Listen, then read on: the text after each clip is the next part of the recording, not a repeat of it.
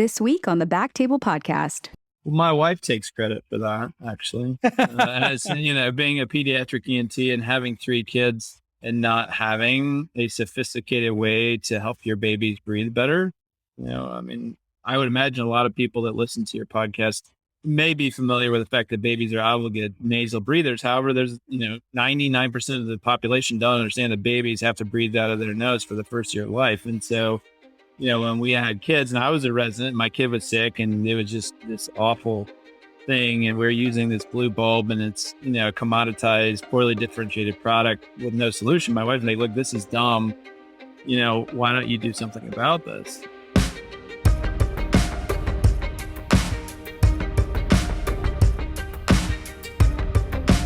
Hello, everyone, and welcome to the BackTable podcast. You can find all of our previous episodes of our podcast on iTunes, Spotify, and on BackTable.com. I'm Eric Gantwerker, guest host for today. Today, we have a very good friend of mine, Dr. Steve Goudy. Thanks so much for being on, Steve. Appreciate it. Glad to be here. Thank you for the opportunity. So I always like to start with a little introduction of who people are, but I always like to say, how do you describe yourself or introduce yourself to somebody who's never met you? So I am a pediatric ENT doctor, which means I pick boogers and earwax for a living. I'm a dad, I'm a husband, entrepreneur, healthcare leader, also a fun-loving guy, and have a lot of different interests. And am, a lifelong learner. So just enthusiastic about life in general. I do tend to get myself involved in a lot of things, which also kind of makes me frazzled from time to time. Yeah, we'll talk about some of the juggling that you do with all of your time. But I'm always interested in sort of the order in which people identify themselves. So you always start out with, I'm a pediatric ENT. So you think of yourself as a physician first before anything else. At least that's how you introduce yourself. Can you tell me more about how that has shaped your identity? Yeah, I think being a physician is an honor and a privilege, particularly when you're taking care of somebody's most valuable possession, meaning their children. And my job, I guess my day, 9 to 5 job is take care of children. And I enjoy doing that. I enjoy meeting with the families and discussing what their concerns are, coming up with treatment plans, doing surgeries, all those kinds of things. And from there, it informs everything else that I do. And so it brings me joy. It gives me validation. It keeps me employed. And it really informs some of the other parts of my career that I can leverage that experience, that day-to-day experience to innovate and create and build value in that way. That's excellent. I think, having those skills as physician and, that background definitely sort of leads you into this space.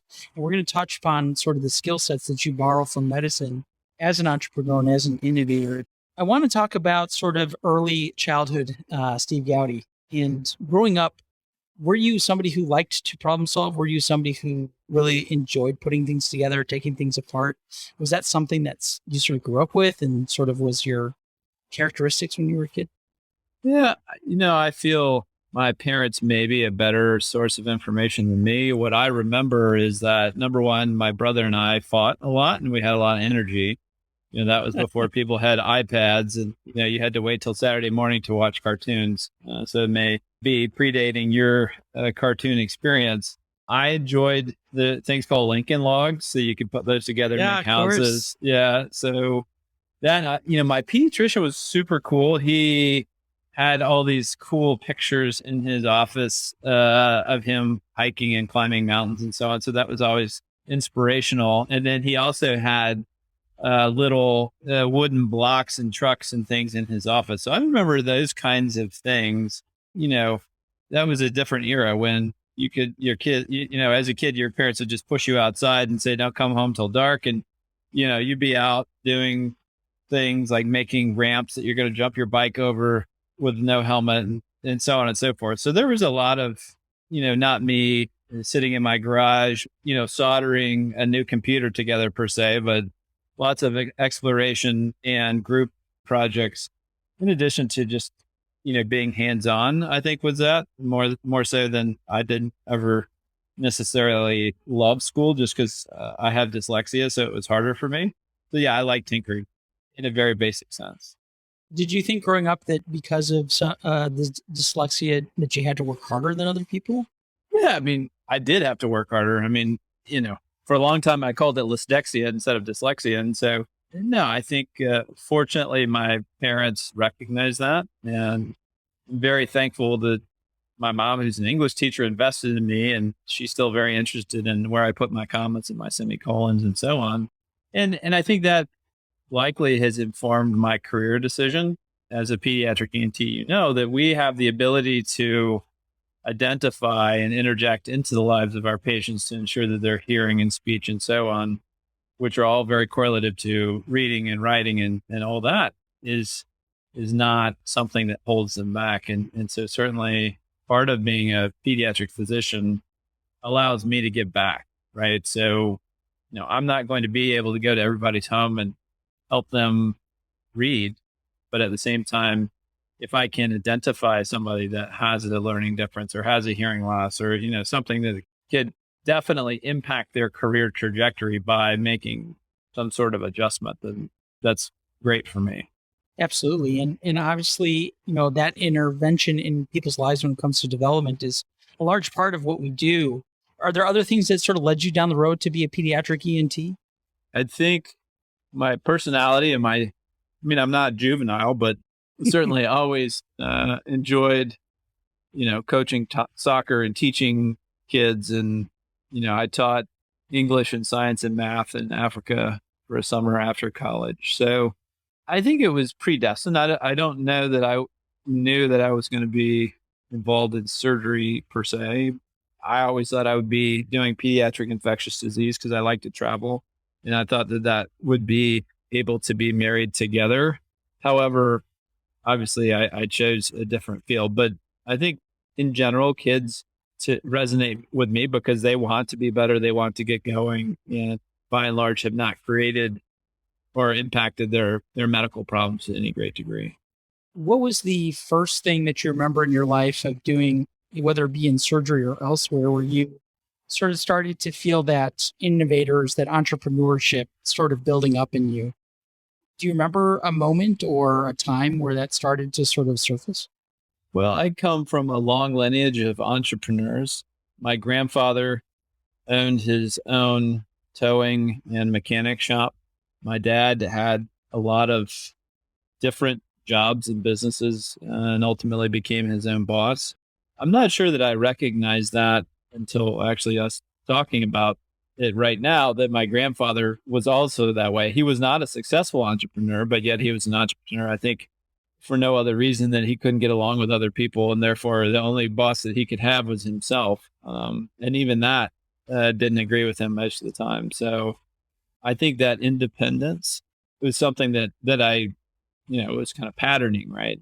And despite the stress and everything else that is being created in seemingly a needless fashion, I think the unwavering conviction, at least for me in my current endeavors, that there needs to be disruption, there needs to be better things for children, is what motivates and drives that. So it's really kind of addressing that pattern behavior and marrying that with the belief that something different needs to occur and that I need to bring that to fruition just because I have the energy and the desire and hopefully can surround myself with people that are better than me to help me accomplish that.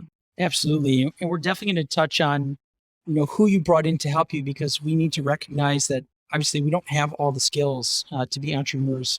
Lots of people have good ideas, but building that team is really important. I want to drive it. One question that we bring up on this podcast, which is, are innovators and entrepreneurs born or bred? Well, they're all born, right? So That's every true. innovator has been born, and I think that there's probably it's not like a yes or no answer. Sure.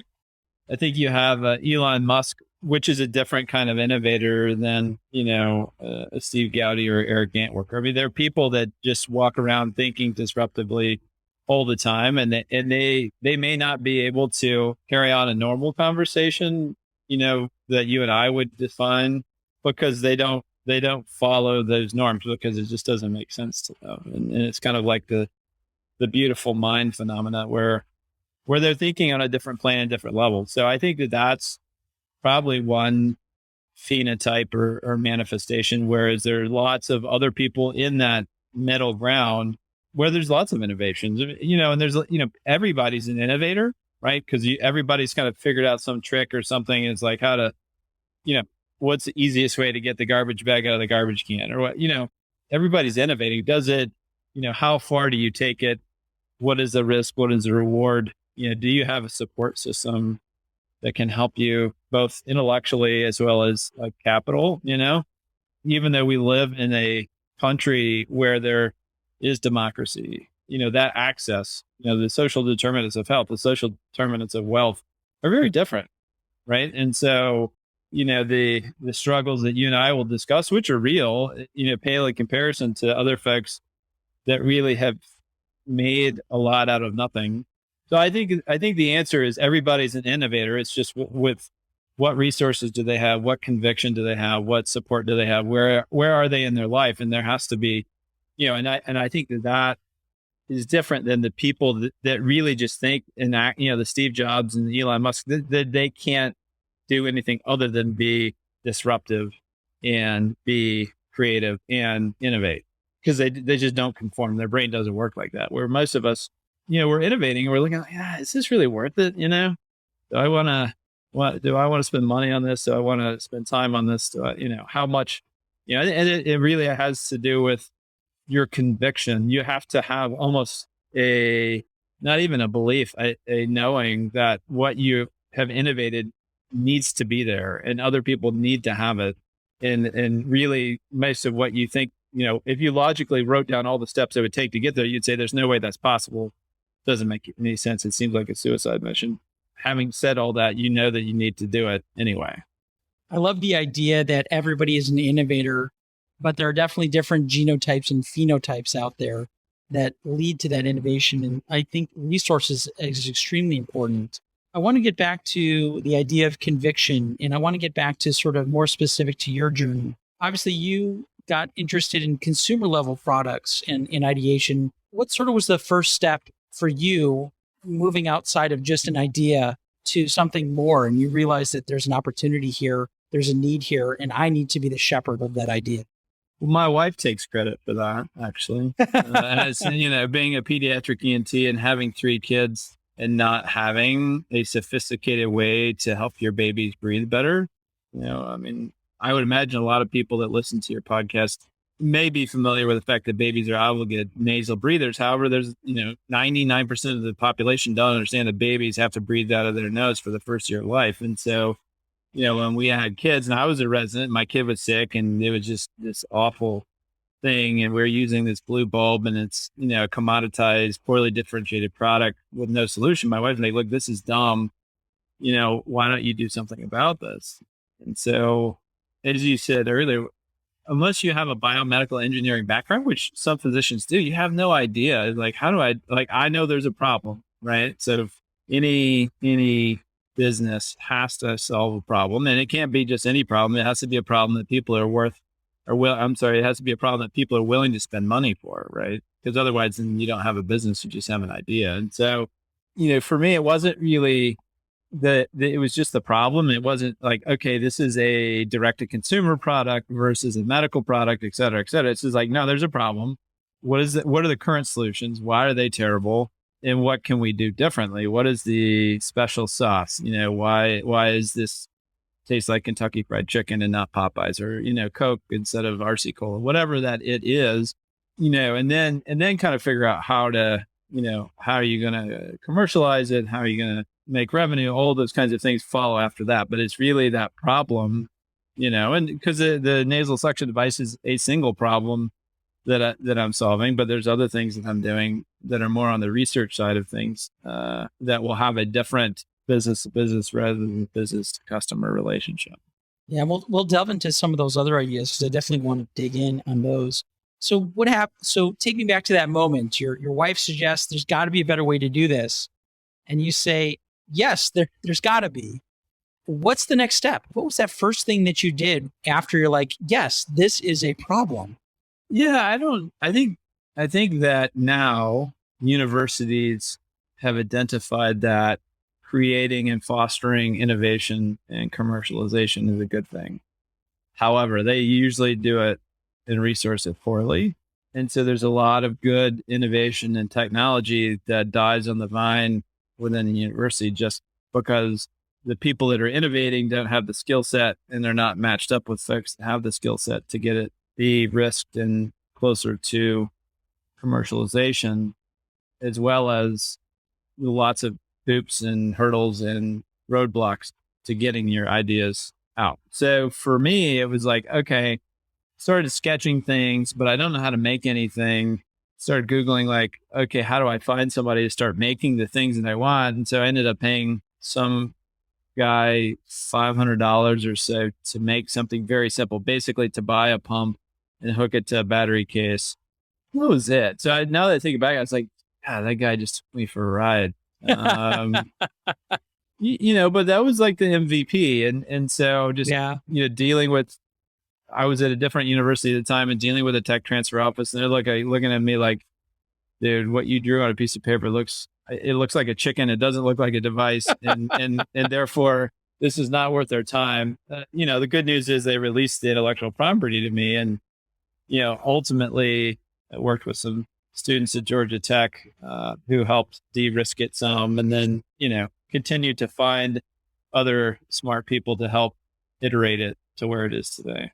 Yeah. And we're definitely going to talk about getting IP release, because we've talked about that in previous episodes.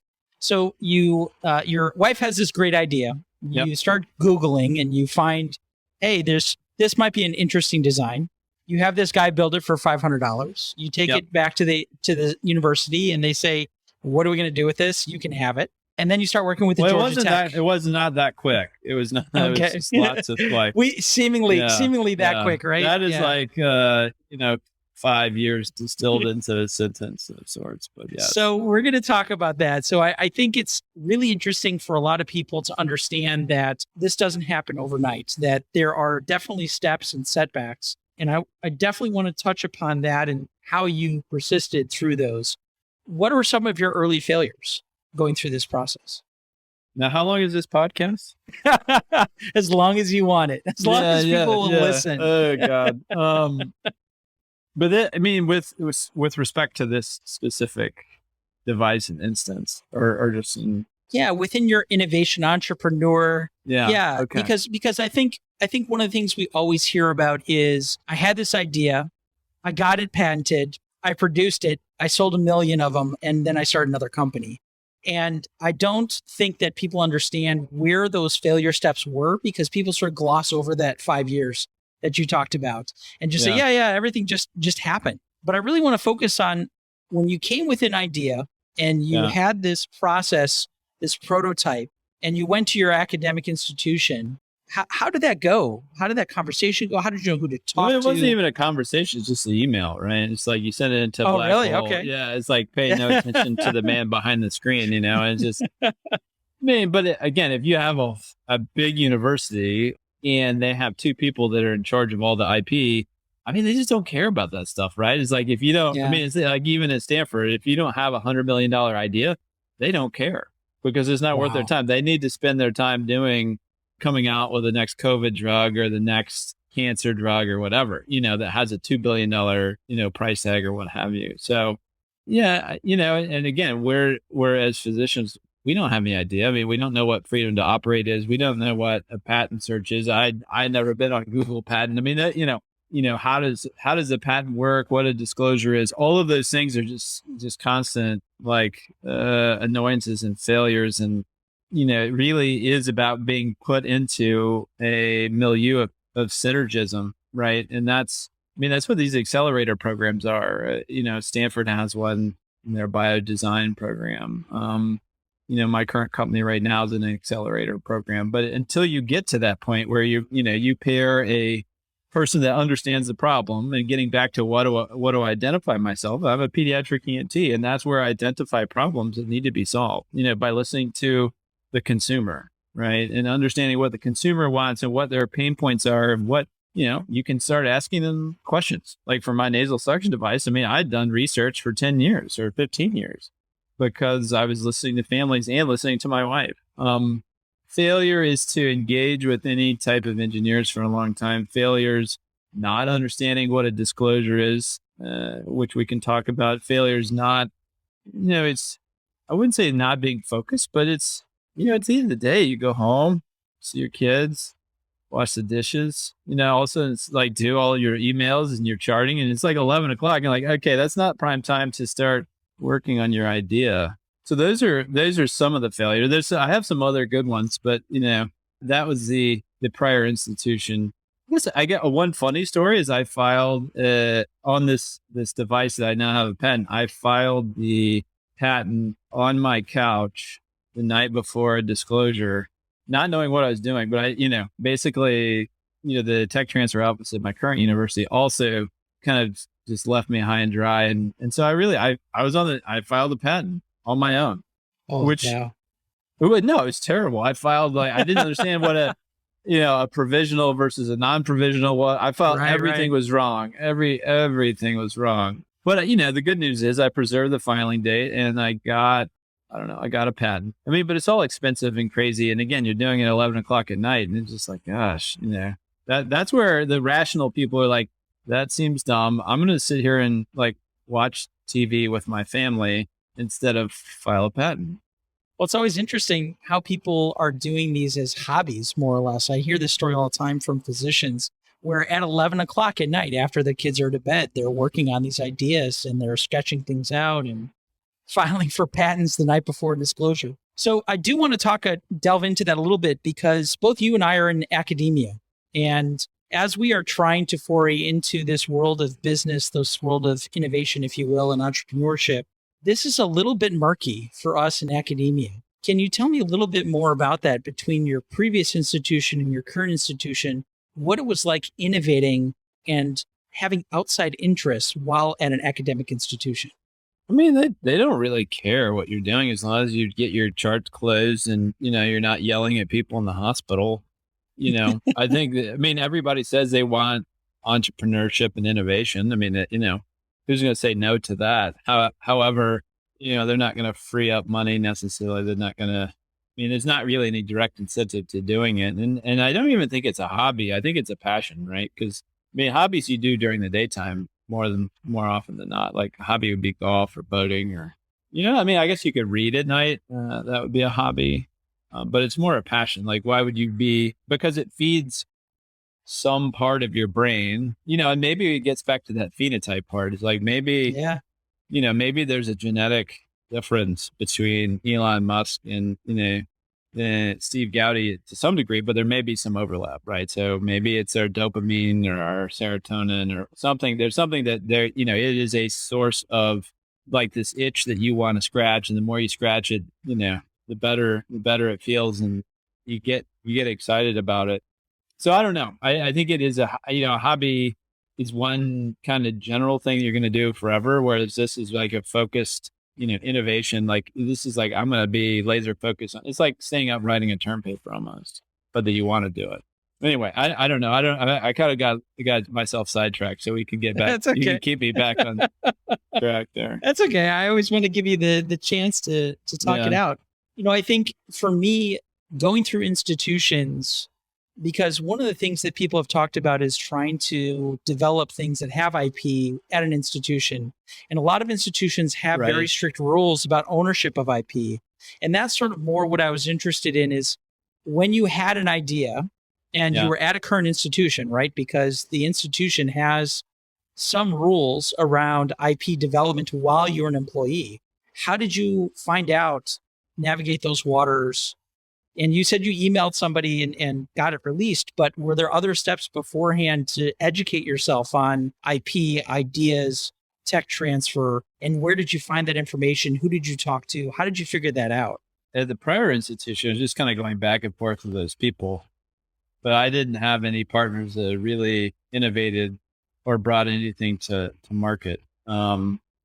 So I think that is finding similar people that can give you that perspective. But in this day and age, I would imagine that vast majority of the people that are listening to this, meaning you and me and one other person, are employed by somebody, if you have an employment contract in general, they own your IP. So it doesn't matter what you think, even if you didn't read all of the little lines in your employment contract. If you work for Kaiser or you work for wherever, they probably own it. I don't know. Actually, I'm here in Atlanta and there's a health system called Piedmont, and they actually release their IP to all their employees. So, Wow.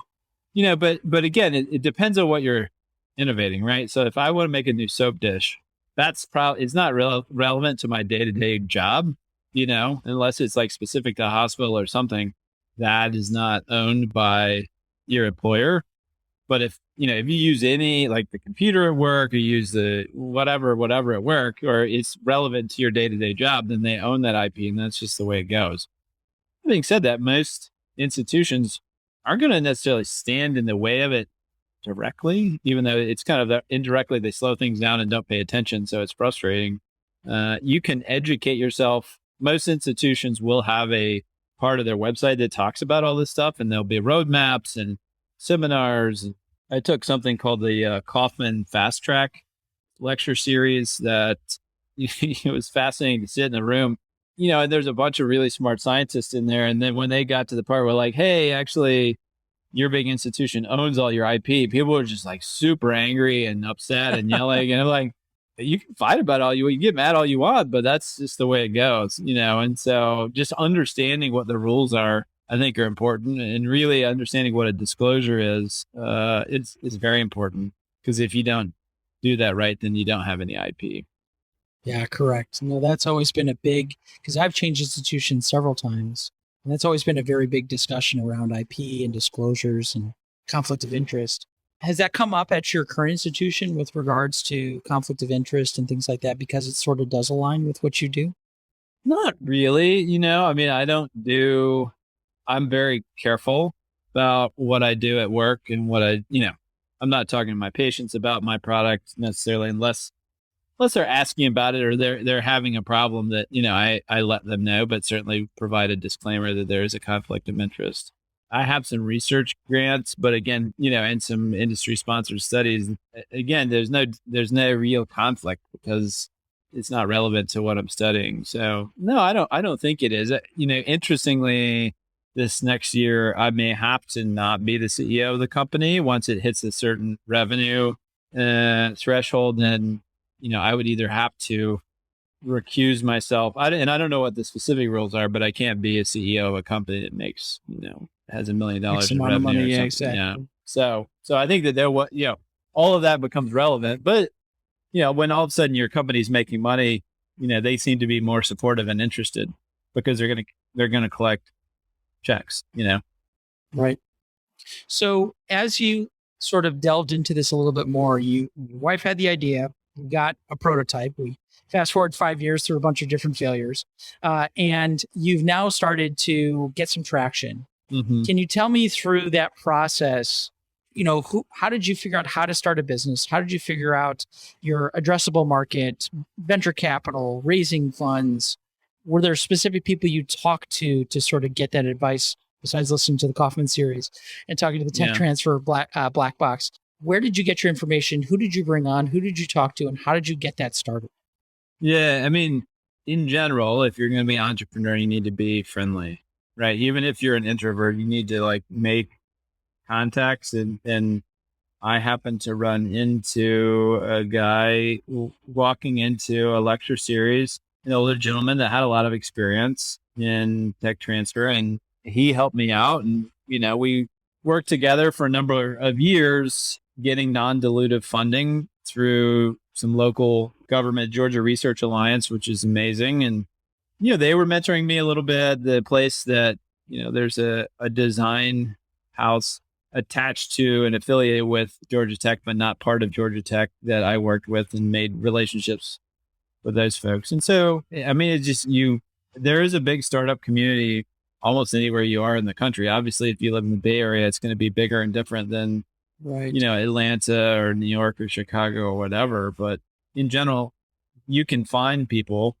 and look for maker spaces and accelerators and so on. But really, it was just wandering into a conference, opening a door for somebody, having a polite conversation, getting a business card, and then saying, hey, why don't we work together? And that works, right? And so that kind of got it farther down the road with the non-dilutive capital, to get the company going. I mortgaged my house, basically took out a construction loan, kind of as a kind of a quasi business loan, because it's not sexy. It's not SaaS. It's not, hepatitis B drug or what. It's nothing crazy exciting, and it's a hardware product. And yeah, so bootstrap to launch. Obviously there's a pandemic, and that messed some things up. And because yours is a consumer level product, right? It's a nasal suction for babies. Did you have to go through FDA process? Did you have to involve regulatory at all?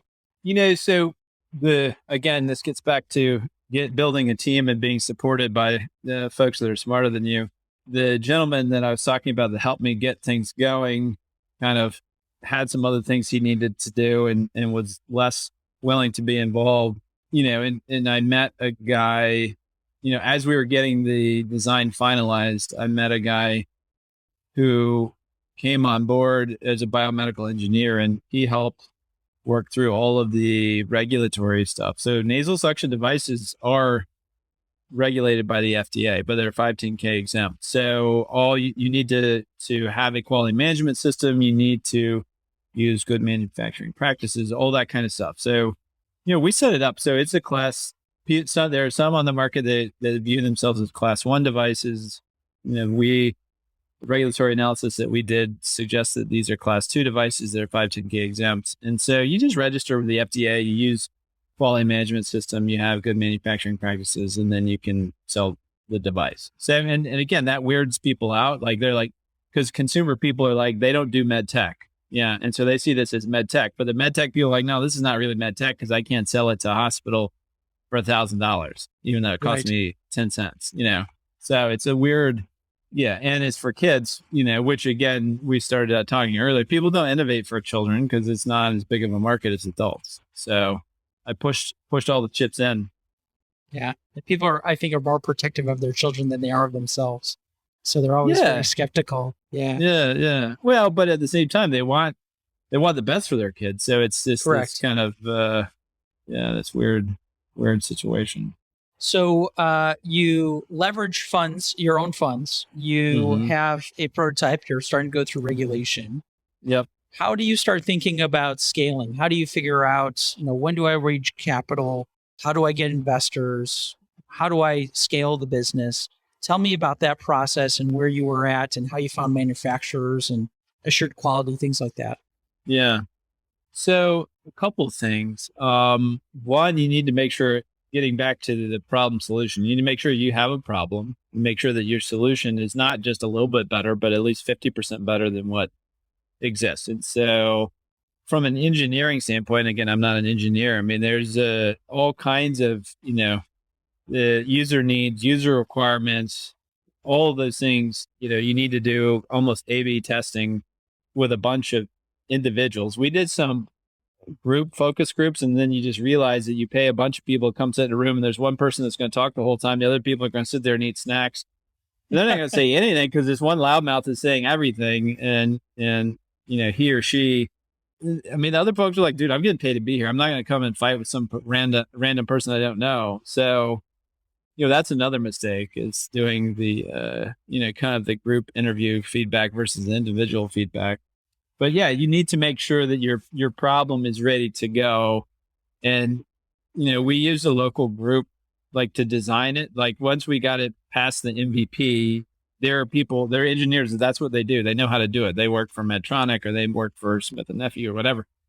They know how to do these things. It's not rocket science necessarily, but you need to have professionals that know how to do it and take your MVP and make sure it meets the customer needs. One of the things that we identified on the nasal suction device in having individual interviews is that parents wanted to control the level of suction. So there's 3 levels of suction on our device, and we didn't have that before, but that was, listening to the consumer and understanding it. And then, once you've got all that down, then you need to do kind of design for manufacturer. So, because you probably didn't create your prototype to be efficiently made and so on. So once you've done that, most design firms are going to have manufacturer relationships. And so most of those, I mean, it's just random, right? It's like, okay, here in Atlanta, our contract manufacturer also works with several other startups here. And randomly, and this kind of gets back to the preparation for running a business. I was in business school. I decided to go back to get an MBA. And during our MBA trip, we went to Hong Kong, and I took a field trip over to Shenzhen kind of pre-pandemic and visited the manufacturer where we're manufacturing now. So really understanding and developing those relationships are hugely important. So that's kind of the, not linear road where we were going to get an SBA loan and the pandemic hit. And then I ended up with a construction loan and, I had identified the manufacturer, 18 months before based on some random interactions. And, it's not a linear process. You're kind of pivoting and, changing and identifying other people that can help you. But it's an ecosystem. I mean, I would say most entrepreneurs want to help each other out and are friendly to each other. And, it's good, but it's stressful. It's interesting that there has been this community building of physicians. Obviously, there's a lot of different Facebook groups and things like that where physicians are doing stuff outside of clinical practice. Have you engaged with any of those? And also, why do you think that's been happening more and more as of late? I don't know. I'd have to look at the data to say, is it happening more or less? I mean, I think that it's more obvious. I guess it's more obvious. Out there. Yeah. Obviously, there were probably underground groups before, but it's becoming a little bit more mainstream because at least in my experience, I've seen a lot more groups that are having people engage in these conversations. I think institutions and employers are starting to recognize the value as, that's another value stream for them. And so they want to foster and develop that. Kind of the same reason Google gives people a day off every week to come up with a moonshot as everybody else wants a moonshot too. So I think that strategically from the top down, people are driving innovation because it can certainly help the bottom line.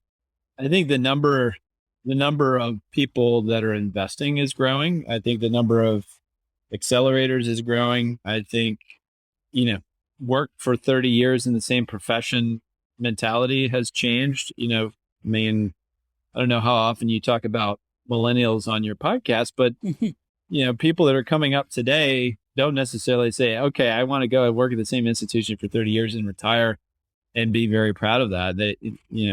That doesn't necessarily capture their imagination as much. And we're the people that are in front of the problems front and center. So there's no reason why that shouldn't be ideated. If people are leaving medicine to go, I don't know, start a Brussels sprout farm or something, I think that that's different. Right. But if people are looking at problems, and disrupting them, I think that there's been an increase in disruption in general in our society. So it may just reflect that. Sure, absolutely. I also think that information is much more available. I think as physicians, we are naturally curious. And I think we have the capacity to really delve deep into very complex subjects. And I think that having that information accessible has led to again, you talk about the millennial, they have information at their fingertips of very deep, complex processes, right? I got very interested in artificial intelligence. And so I started actually delving deep into this. And it's unbelievable the amount of information without going back and getting a degree that you can access just by looking online. Same thing with all of these business and the entrepreneurship and the investing. Think about all the investing and all the groups that physicians are getting involved with now with real estates and syndicates.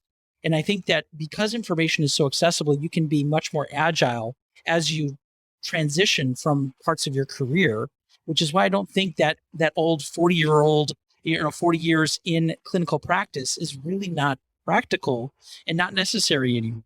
I think we as physicians have the ability to see problems, but also be able to solve them ourselves. And now we have the information to be able to do so. So I've seen a general trend over the last 10 years myself, even though I haven't been in medicine that long.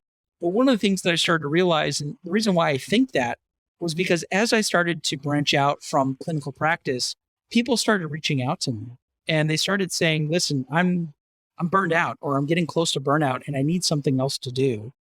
and they didn't even know what they wanted to do, but they were just like, give me advice. Like, how did you skill yourself up? How did you delve away from clinical practice? Have you had people that have approached you to say, how did you do it? Do you have advice for me? Here's an idea I have. Can you help me? I think a little bit of yes and no. I think, in my day-to-day, week-to-week interactions, I'm not sure that the people around me necessarily want to be doing all this. I think that they're more like, it's like you see the car that's driving down the road and it's snowy and icy, and then it starts spinning. People start slowing down and pulling off to the side and say, this, I don't know where this is going, but it might not turn out good. So I think that's a little bit of that. It's like, that seems like a lot. As a physician leader, I have to be very careful about what I demonstrate is normal and expected Absolutely. for my partners, because it can lead to burnout or feelings of, it's called pace setting. Is kind of the term used in business, is that, that you hold hold other people to some sort of weird, unrealistic standard. So, I don't expect other people to be as driven and passionate about kind of work related things. I think everybody is driven and passionate, but it may be about family, it may be about gardening or reading or whatever. So, I haven't had a lot of, people are kind of like, hey, how do you do all that? Meaning, hey, you should probably slow down kind of thing. Yeah, no, I definitely have had people that come to me and said, okay, tell me a little bit about IP. Tell me about starting a company. And as you said, there's been a lot of breakthroughs, right? LegalZoom. I set up another company 2 weeks ago on LegalZoom, and then you can buy the domain and you can buy the trademark. You can do all of that stuff about, it depends on how much money you're willing to spend, but you can spend about 30 minutes and do all that. Whereas before, it's hours and hours and hours of time and energy. So, there are some tips and tricks to figuring that stuff out. We have, started a group within our ENT practice, an innovation group, and so people can bring ideas there. But again, it's mostly the same people. Occasionally there'll be somebody that comes along and says, "Hey, what do you think about X, Y, or Z?" And, we gloss over it a little bit, but you are a physician leader. You're in a very strong academic practice, and you're in a leadership position. How do you decide where to spend your energy or where your passion's going to take you, as we talked about earlier? Because you could obviously ascend through the ranks of academia and be a chair. You could, obviously go through hospital administration and be a CEO of a hospital. You are right now the CEO of a company, and you can put your energy and passions towards that. What does the future look like, and how do you decide where to spend your time and your energy? Yeah, I think it's a good question. It just depends. You talked about juggling. It's really about spending plates, right? And, you kind of see what is the biggest plate or the plate that has the most important dish on it. Meaning, maybe the steak plate gets a little bit more attention than the ramen noodle plate or what have you. And which one seems like it's getting ready to fall, and or that you have some accountability to getting that done. I have been learning to say no. I don't like that. That's not a good word for me. It seems like a bad word because it's easy to say yes, but I've been saying no more. It's all about. I still haven't learned that trick yet. Yeah, I know. Well, that's good. That's why I keep asking you to do things. But it's really about scaling yourself, right? It's like, what can you delegate? What can you automate? What can you stop doing, right? And so, again, hiring good people, building their skill set, investing in them, giving them some amount of autonomy, and that's what I do at the business, right? It's like, the guy that works with me, he's aligned because he has equity. And I said, hey, if it's less than a $500 decision, I don't care. Just do it. It makes no difference. It makes a difference, but it's like, you can't, I don't ever want you calling me and say, hey, can I order some paper clips? So in doing that in the clinical side too, if you have a lot going on, it takes work not to be very, very direct, and you need to, in the entrepreneurial world, being direct and task focused and, and maybe, a little bit frustrated is okay. But if you're in a big corporate world where you just have to remember where you are and to kind of meter your expectations. I'm a big visual guy. So I want people to give me data that I can look at and look at the trends and make decisions rather than, sending me a 4-page email, so helping the people around you provide you the right information to make the decisions that you need is hugely important, and then to your point about what does my career hold, it's really about, where will I have the biggest scale impact to improve health and wellness people, and I don't know what that looks like. And, maybe it's being the CEO of a technology company providing health and wellness solutions for babies, or maybe it's being a chair of an ENT department. Maybe it's being a surgeon in chief. I don't know, maybe it's being a Brussels sprout farmer. I mean, so I think each one of those has its own impact, and really, getting back to the true north of your existence for being, it's like, what is it that gets you up in the morning? What makes you excited, even when you're dealing with stuff that's frustrating? I think the other part we haven't talked about is like, who are you as a person, right? So our whole group in our academic university did a Berkman personality test and really said, okay, who is good at what, who's bad at what, how do I understand them? How do they understand me? I did the same thing at my company. So that it just demystifies all these things and people can understand. It's like, Goudy, it's like point, aim, where other people it's, point, aim. I think I might shoot, and then by that time I've already I've just had it. I can't even think about it anymore. So that I think really having that self-reflection, the ability to be understood and to identify that there's always going to be mistakes, that there's always going to be room for improvement, and having that continual process improvement mentality is key and critical. And it's hard, particularly in medicine, it's hard, right? So for my partners, they don't like it. They're used to getting A's on every test. And I'm like, actually you can do this better. You can do this better. You can do this better. It doesn't feel good, even if you're doing a lot of things right. I would say that's actually been harder on the medicine side than the business side, because the business side is just like, hey, this customer service interaction didn't go right. So let's automate it to go better, It's interesting. You also bring up the business side of things. And a lot of people have asked me if they should get an MBA. I do not have an MBA. I'm not entered into MBA school. What's your suggestion to physician entrepreneurs who are interested? Should they get an MBA? How do they decide if they should get an MBA? And what specific skills have you gained that have helped you in your journey? I don't know. I mean, I think it really depends on what you're going to do with it, right? So if you're, if it's just for the sake of having a couple more letters after your name, I mean, there is some value in that. Is it worth $50,000 in 2 years of your time, or $100,000, or 200, whatever the cost is, right? I would say probably not. If your goal and desire is to be more involved in management and thinking about profit and loss statements and looking at business ops, whether it's on the clinical side or on a startup side, I think that is helpful. But I'm just a curious person and a lifelong learner. So I enjoyed that and I wanted to do it, and it's been impactful for me. Honestly, the strategy side has been hugely impactful.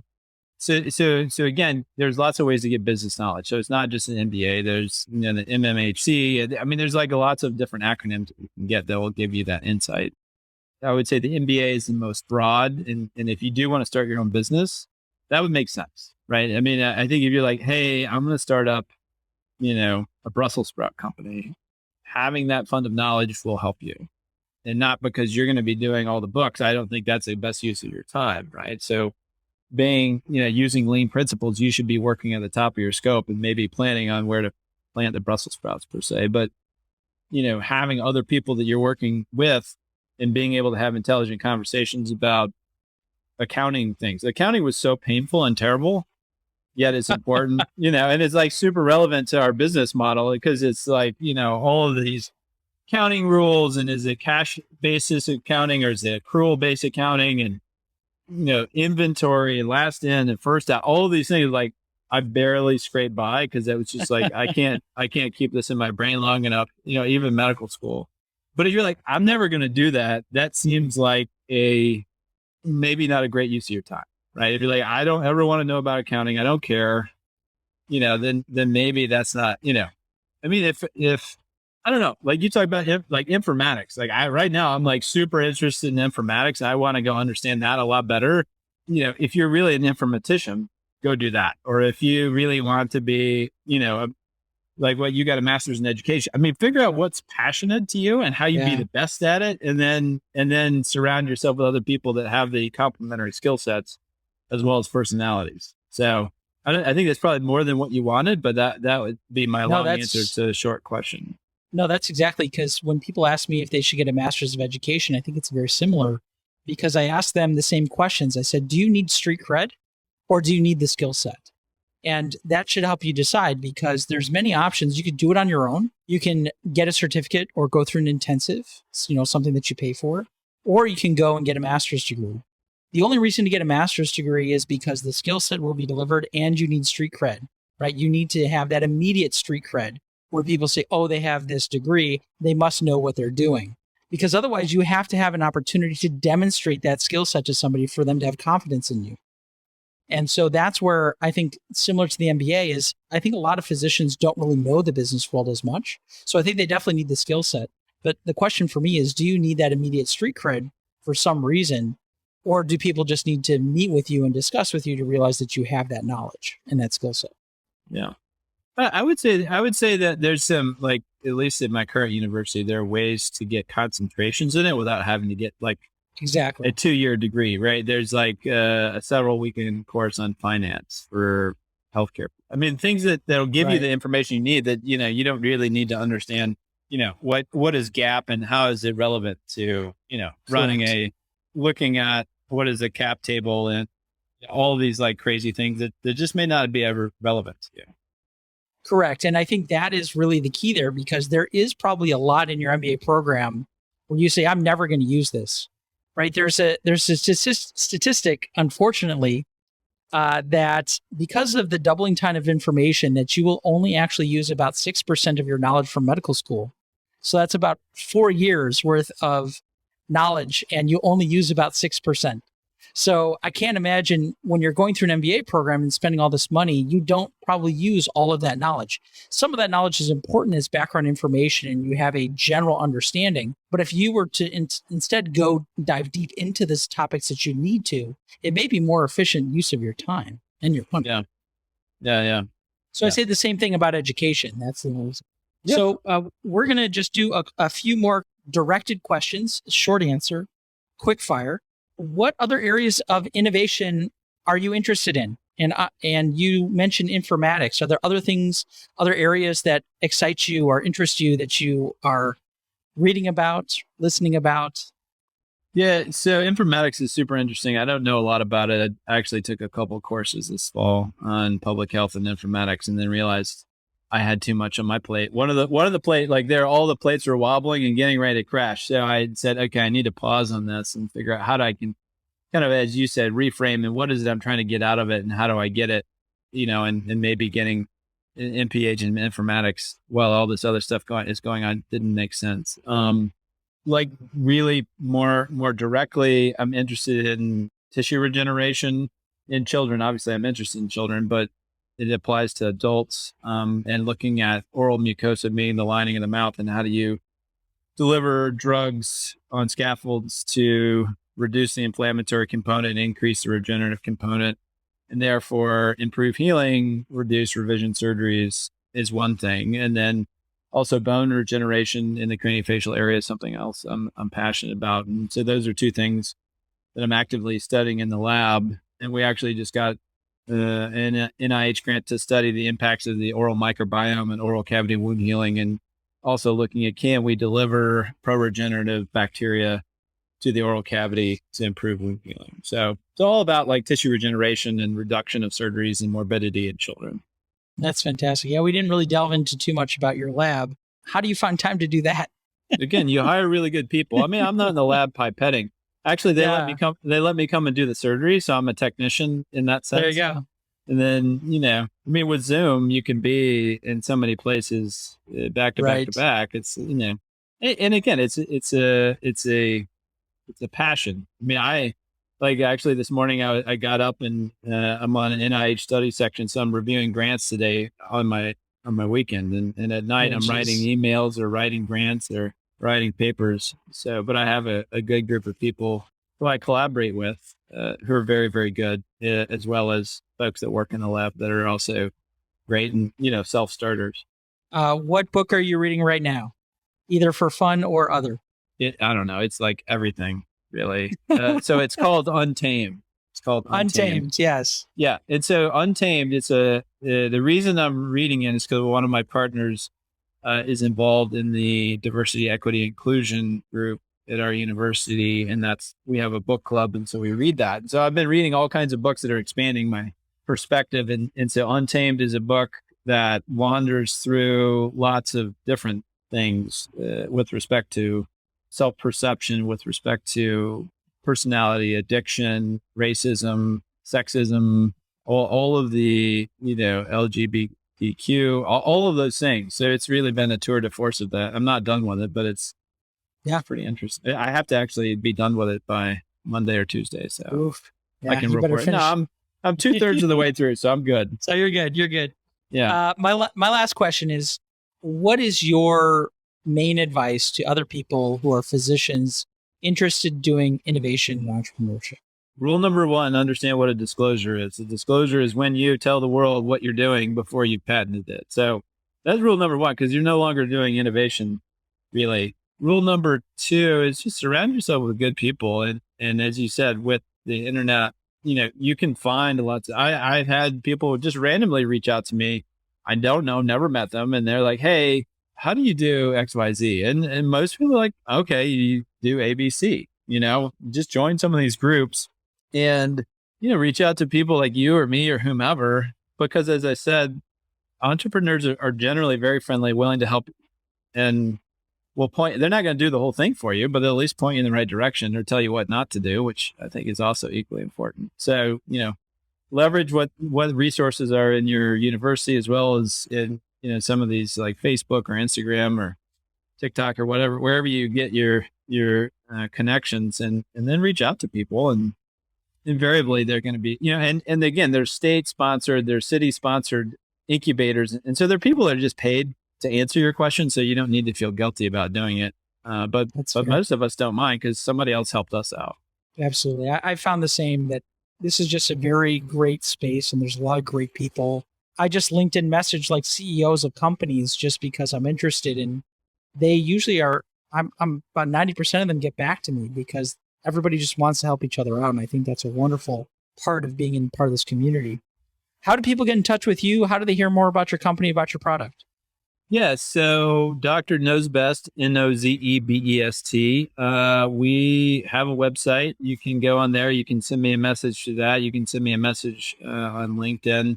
Either way, happy to listen to your ideas, point you in the right direction. If you're interested in baby nasal aspirators, we have identified product market fit. We're scaling the company. We'll launch another product this year. And, I was on a call with one of our advisors. In business school is good because I met some people that they're a shoulder I can cry on. And he said, oh, well, you're actually in the valley of death right now. And I'm like, well, it feels like that. It's super hot.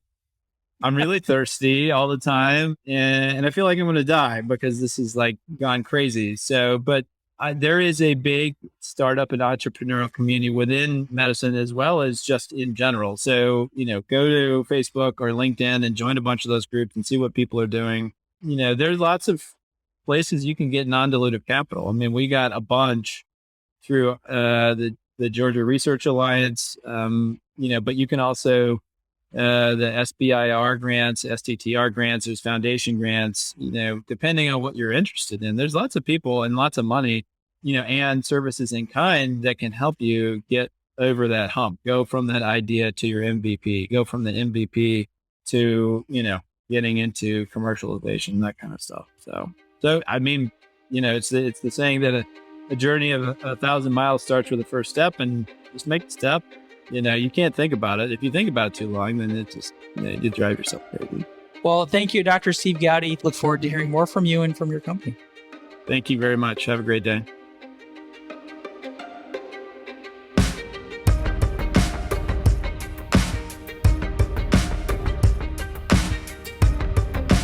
Thank you so much for listening.